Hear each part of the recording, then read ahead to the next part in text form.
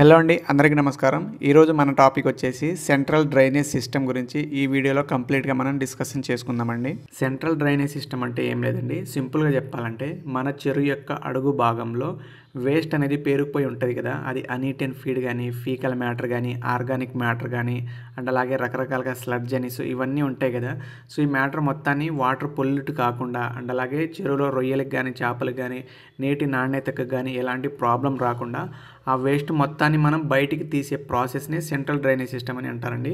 So ఈ సిస్టంలో ఏం జరిగిద్దంటే, కింద వచ్చిన వేస్ట్ మొత్తాన్ని ఒక పంపు ద్వారా మనం బయటికి రెగ్యులర్గా అనేది తీసేస్తామండి. సో ఇలా తీయడం వల్ల ఏం జరిగిద్దంటే వాటర్ క్వాలిటీ అనేది బాగుంటుంది, రొయ్య అనేది చాలా హెల్తీగా ఉంటుంది, ఎక్కువ ప్రాబ్లమ్స్ అనేవి రావండి, గ్రోత్ రేట్ బాగుంటుంది.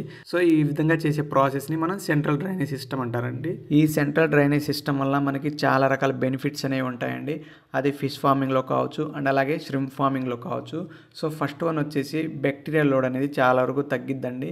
మనకి పాండ్ బాటంలో మనకి వేస్ట్ అనేది చాలా వరకు క్లియర్ చేస్తాం కదా, సో అందుకే మనకి బ్యాక్టీరియల్ లోడ్ అనేది తగ్గిద్ది. దీనివల్ల ఎక్కువ శాతం వ్యాధులు అనేవి రావండి మనకి చేపలకు కానీ, అండ్ అలాగే రొయ్యలకు కానీ. సెకండ్ పాయింట్ వచ్చేసి మన చెరువులో డిఓ లెవెల్స్ అనేవి మ్యాక్సిమం ఆప్టిమమ్ రేంజెస్లో మెయింటైన్ అవుతుందండి. సో మ్యాక్సిమం ఆక్సిజన్ డిప్లేషన్ అనేది రాదు, అదే డిఓ ప్రాబ్లమ్స్ అనేవి మ్యాక్సిమం రావు. సో థర్డ్ పాయింట్ వచ్చేసి మన చెరువులో టాక్సిక్ గ్యాసెస్ ఉంటాయి కదా, లైక్ అమ్మోనియా కానీ, నైట్రేట్ కానీ, H2S కానీ. సో ఈ హార్మ్ఫుల్ గ్యాసెస్ అనేవి ప్రొడక్షన్ అనేవి చాలా వరకు తగ్గిపోతాయండి. సో దీనివల్ల మనకి యానిమల్కి ఎటువంటి ప్రాబ్లం అనేది ఉండదు. ఫోర్త్ పాయింట్ వచ్చేసి క్యారింగ్ కెపాసిటీ అనేది చాలా వరకు ఇంప్రూవ్ అవుతుందండి. సో దీనివల్ల మనం సర్వైవల్ రేట్ అనేది చాలా వరకు లాస్ రాదు. అండ్ ఫిఫ్త్ పాయింట్ వచ్చేసి FCR అనేది బాగుంటుందండి. సో ఈ విధంగా ఈ సెంట్రల్ డ్రైనేజ్ సిస్టమ్ వల్ల మనకి ఈ విధమైన బెనిఫిట్స్ అనేవి ఉంటాయండి. సెంట్రల్ డ్రైనేజ్ సిస్టమ్ ఉన్న చెరువుకి, అండ్ అలాగే సెంట్రల్ డ్రైనేజ్ సిస్టమ్ లేని చెరువుకి చాలా రకాల డిఫరెన్స్ అనేవి ఉంటాయండి.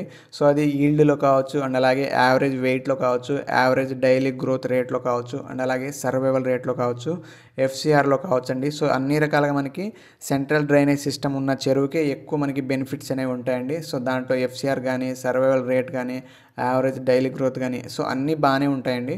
సో ఈ విధంగా మనకి బెనిఫిట్స్ అనేవి ఉంటాయి.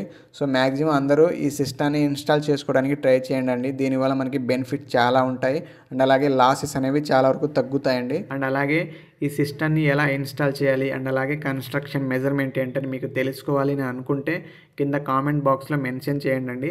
సో మేము ఆ టాపిక్ మీద సపరేట్ వీడియో చేయడానికి ట్రై చేస్తాం. ఎక్కువ కామెంట్స్ వచ్చినట్లయితే ఆ మెజర్మెంట్ ఏంటి, ఎంత లెంత్ తీసుకుంటారు, ఎంత డెప్త్ తీసుకుంటారు, సో ఇవన్నీ మెజర్మెంట్ ద్వారా మేము వీడియో చేయడానికి ట్రై చేస్తామండి.